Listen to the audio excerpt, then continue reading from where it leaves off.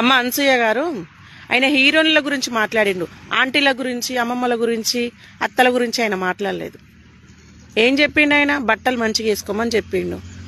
నీకు అంతగానం ఇబ్బంది ఎందుకైతే? నీకు అలవాటే కదా స్విమ్మింగ్ పూల్లా చిన్న చిన్న షెడ్యూల్ వేసుకొని మిడ్డీలు వేసుకునే దానికి నీకు తగిలింది. అందరు ఆడోళ్ళని అనలే ఆయన, ఓన్లీ హీరోయిన్లకే చెప్పిండు. బయట పోతుంటే ఇంత ఇబ్బంది పడుతున్నారు ఆ బట్టలు వేసుకొని, మంచి వేసుకోండి అని చెప్పిండు ఆయన. అంటే మంచి వేసుకో అని చెప్పకూడదు, ఎట్లా పడితే అట్లా తిరుగురని చెప్పాలి. నువ్వు తిరుగుతావు కదా, ఏం మనిషివి అమ్మా నువ్వు? ఆయన హీరో అయినప్పుడు నువ్వు ఏడున్నావు? అయినా అసలు ఆయన మాట్లాడిన దాంట్లో 1% కూడా తప్పులేదు. సామాన్లు అన్నాడు, అవును సామాన్లు కనిపించేటట్టు వేసుకుంటలేరా?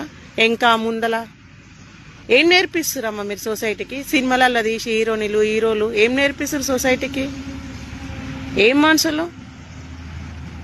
ఆయన మాట్లాడిన దాంట్లో 1% కూడా తప్పులేదు. నువ్వే పెద్ద చింపేసుకుంటున్నావు, అందరు నీలాగా తయారు కావాలనుకుంటున్నట్టు. నువ్వు అలవాటే కదా నీకు షెడ్యూల్ వేసుకోవడము, మిడ్డీలు వేసుకోవడము. నువ్వేమన్నా వేసుకో.